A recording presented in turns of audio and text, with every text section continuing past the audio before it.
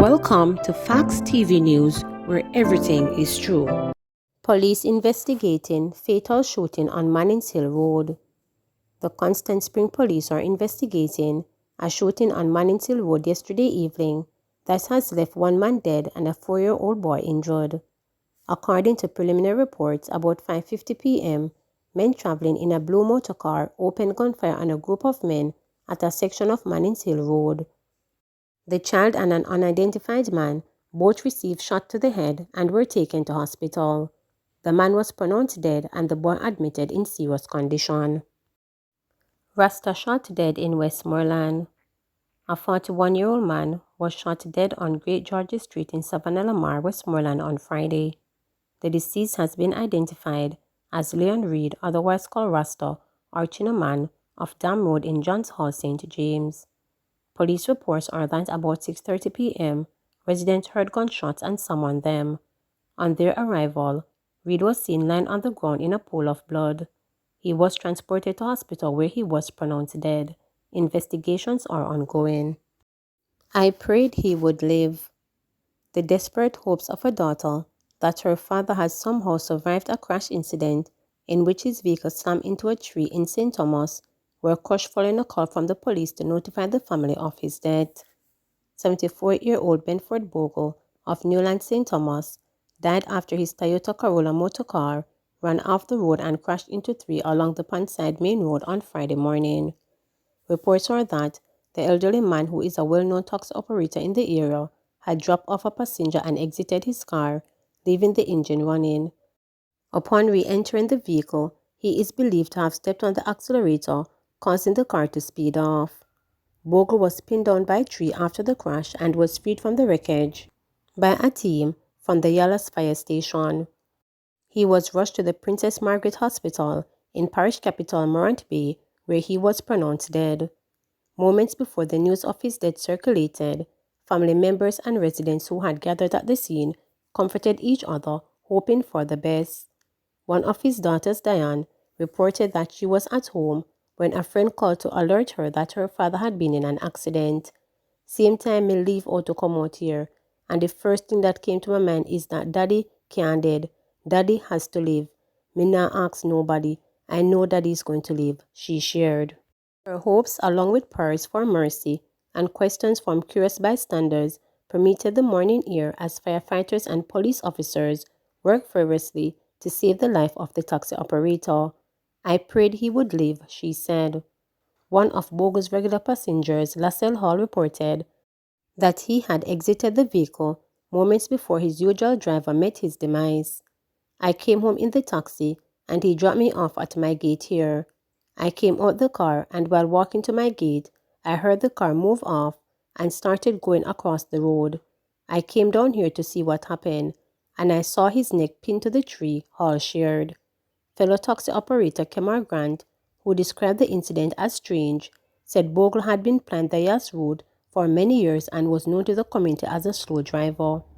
From me going primary school, because he used to carry me, everybody knew him as slow driver. Anybody asks about Bogle, them always accuse him same drive too slow on the road. So it's just sad to know is this come reach him, Grant said. Up to Friday morning, there has been 439 road fatalities since the start of the year, according to the Road Safety Unit in the Ministry of Transport. Some 392 fatal crashes had also been recorded. This represents 7% increases in both deaths and fatal crashes when compared with the corresponding period up to December 10 in 2020. Clarendon lags behind with second dose of COVID-19 vaccines. While approximately 50,000 people in Clarendon have been vaccinated with at least one dose of COVID-19 vaccine, the parish is lagging in terms of second doses, according to the parish senior medical officer of health, Dr. Kimberly Scarlett Campbell. We are still behind in terms of second doses. At least 31,668 persons have received their second doses. We have a population of 247,112 persons, so these vaccination bliss that we're having are welcomed, she said, during an outside radio broadcast from an immunization drive at the Central High School in Maypen. The drive was organized by the JN Foundation under its Immunize Save Lives campaign December 8. Dr. Scarlett Campbell encouraged people now due for their second dose of the vaccine to get their shot and said those who have not yet been vaccinated should do so. She also used the opportunity to caution persons to continue to be vigilant and to protect themselves against the virus. Even though the curfews have been relaxed, the COVID-19 protocol still applies, and we will be working with civil society and our colleagues to ensure that the COVID-19 numbers remain low. It is still a requirement for you to wear masks, sanitize your hand, and conduct routine hand washing, she pointed out. The parish has recorded 4,933 cases since the pandemic, which places it fifth among rural parishes. Michael Bent, Regional Director of the Southern Regional Health Authority (SRHA), said with the new COVID-19 variant Omicron, it is important for all Jamaicans to take personal responsibility for their safety. A significant responsibility is on all citizens to follow the protocols, wear your mask, wash your hands, and follow all the protocols so that we can minimize the number of persons coming into our health system, he said. Also speaking at the immunization drive, Claudine Allen, General Manager of the JN Foundation, similarly underscored the importance of the vaccine drives and the importance of getting vaccinated to protect oneself and family. She also emphasized the need to follow the COVID-19 protocol by wearing a mask, sanitizing and maintaining a physical distance of at least 6 feet from other people. The JN Foundation facilitated the vaccination of some 500 people during the Clarendon leg of the campaign on December 8, bringing the number of vaccinations it has facilitated since October 1 to nearly 1,200. Immunization drives have been so far held in Westmoreland, Manchester, and Clarendon. As part of the initiative, the JN Foundation is also offering an opportunity to persons who get vaccinated from October 1 to December 31st to receive $2,500 and a JN Money card when they upload a photo of their vaccination card on the JN Foundation website at www.jnfoundation.com.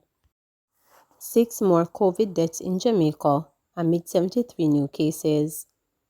An additional 73 COVID-19 cases were recorded over 24 hours up to Friday afternoon, according to the Ministry of Health and Wellness. This is while 6 COVID-19 deaths occurred from December 1 to December 9 and were recorded on Friday, bringing the overall coronavirus death toll in Jamaica to 2,424. A 52-year-old male from St. Anne and a 92-year-old female from St. Catherine are among the latest recorded COVID fatalities. Meanwhile, there were 44 recoveries on the day, bringing that tally to 63,402. The newly confirmed COVID-19 cases brought the total number on record for the island to 91,725. Notably, the island recorded a 7% positivity rate based on the samples tested on Friday. Of the newly confirmed cases, 50 are females and 23 are males, with ages ranging from 81 days to 87 years. The case count was made up of St. Anne 23, St. Catherine 12, Kingston and St. Andrew 11, Hanover 8, St. Elizabeth 4, Westmoreland 4, Trelawney 3, St. James 3, St. Thomas 2, Portland 1, Manchester 1, and Clarendon 1. There are 29 moderately ill patients, 8 severely ill patients, and 5 critically ill patients among 486 active cases now under observation in Jamaica. A total of 124 COVID-19 patients are now hospitalized locally. Parenting in the Pandemic with Michelle Garden. Our guest today is a parent. She's also a boss mom, the founder of the Boss Mom Network, which is an organization or a network of mom entrepreneurs, and they support each other. She is also the creator of the B3 Parenting Magazine, which was the first parenting magazine in Jamaica, or in the Caribbean rather. And she also founded Bold Girl, Island Child Style, and Our Sons. She is Michelle Gordon, and she's here to talk to us about parenting in general and parenting in the pandemic. Welcome to the show, Michelle. How are you? I'm wonderful. Thank you for having me. No problem. Now, we gave them a mouthful of a lot of the work that you've done in the parenting space in Jamaica and in the Caribbean, really. But tell us a little bit about Michelle. Who are you?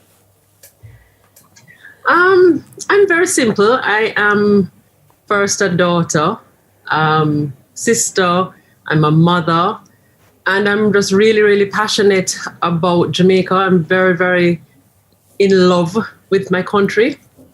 And as a result of that, I'm playing my part in what I would consider to be helping to fix Jamaica. And that would be starting with our families. I really believe in the power of the family, and hence the power of parenting. And that's just my contribution. That's my legacy. That's what I want to leave behind.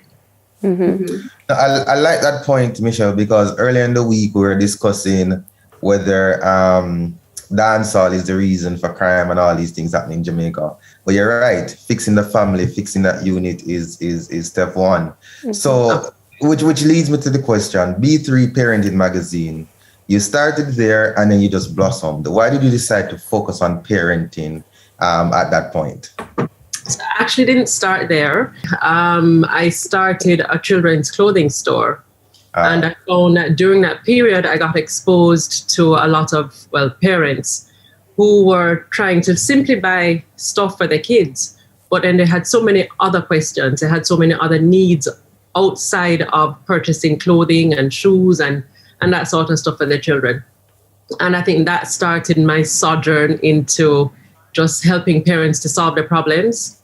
And it grew from there. I started out doing a newsletter, and the newsletter grew into a full-blown magazine, which then kind of just blossomed into so many other arms of parenting and helping parents on their parenting journey. Mm-hmm. So that's where it would have started with the store, then the magazine, and then a series of events and providing resources for parents. Mm-hmm.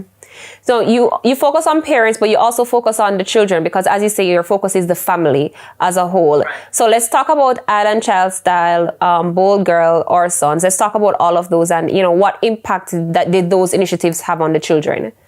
Okay, so, all of those initiatives are confidence-building platforms for children. Mm-hmm. And just finding ways to help the kids to be able to understand themselves, first of all, and just to have fun doing it. So we would have started with, several other things, because from the store, I started actually doing a reading room, which was really just having children read and fall in love with books and fall in love with learning outside of a classroom setting. So that started as a reading room and then blossomed to several other things. But the first one would have been a fashion show, which I think I did in, don't quote me on the year, it's a long time ago, it was called Your Evening, which really was it was using my customers, the children of my customers, and giving them a platform to shine. So that was the first runway show that I would have done. This may have been back in 2007 maybe. Mm-hmm. And Island Child Style would have been born out of that, which is putting children, it's actually giving them some level of training in poise and presence, but it's really allowing them to shine, to be in the spotlight and just give them an opportunity to glow, which is what they did. And so far over the years, we've done 4 stagings of this show, and each one we've had at least maybe 70 to 80 children on the runway. Mm-hmm. And outside of that, it's also an opportunity to showcase the talent that we have in Jamaica from a design standpoint. We have local designers creating pieces for our children, and some of our designers have actually been children themselves. Wow. So Island Child Style is really that. It's a fashion experience for children that gives them the opportunity to shine. Love it, Michelle. Yeah. So much. Yes, it's a lot. But before we let you go, Michelle, let's do the 3 tips really quickly. 3 tips for parenting in the pandemic. What would be your 3? Okay, so, to narrow it down to 3 is a challenge, but I would definitely start with pour into yourself first. Mm-hmm. Prior to my life as a parenting consultant, I was a flight attendant for many years. And one of the basic tenets there is you have to put on your oxygen mask first. In the event of a decompression, an emergency in flight, if you don't grab that oxygen mask and put it on your face first, you are incapable of helping anybody else. Yeah. And that same premise applies for us as parents and just in general. we have to pour into ourselves first. So take care of yourself first. Yeah. That's going to be the first thing that I would suggest to any parent. And just find what it is that makes you tick. So whether it's, you wake up in the morning, it's an extra 15 minutes before you start to engage your family, you have your coffee, your tea, you're going to have, devotion, whatever it is that works for you, find that and do it every single day. This is just a really crazy period. So it's something that I think we take step by step, daily activities. Yeah. Second thing that I would say to any parent would be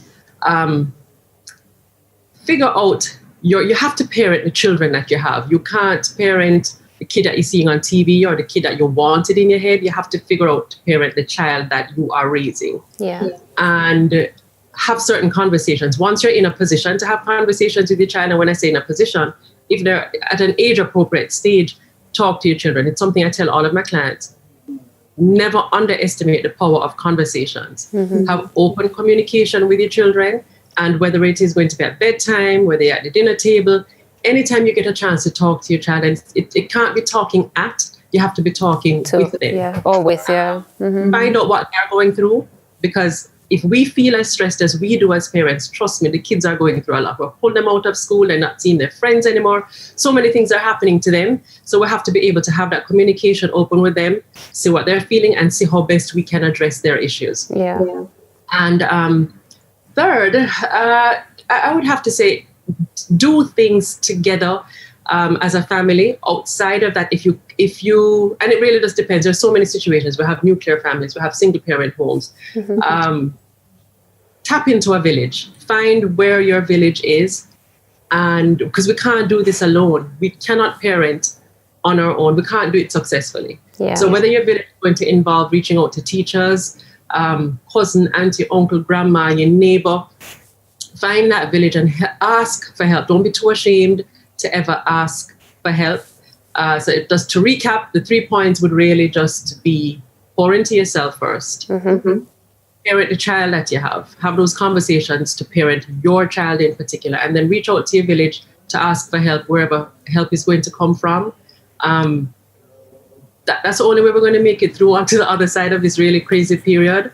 Yeah. Come out and for us to come out unscathed, because at the end of the day, we don't want this period to be one where we look back and realize that so much damage was done. Mm-hmm. We can actually use this time, twist it around for positive, and build our families, because we're stuck at home with them. So build the families at home now, and then when we come out on the other side of this, we may have a better nation. Good. I agree. Thank you so very much, Michelle. Really appreciate the chat. Thank you very much for having me. I appreciate it. I know we're short for time, right? And I just want to know so much more, and I'm pretty sure our viewers want to know so much more. So where could we find you online? Where could we find this literature? Where could we follow you and know what's going on all the time? Okay, great. So my website is bossmomnetwork.com. And outside of that, I'm on Instagram. There, personally, I'm the B3 Boss Mom, and there is also the Boss Mom Network on Instagram as well. Same handles on Facebook. And folks can reach out to me in so many different ways. Through that, there's, you can email. Once you DM me on Instagram, I respond to all of my messages. And I'm just here to help parents navigate this journey. Please remember to subscribe, like, share, and click the notification bell for daily updates.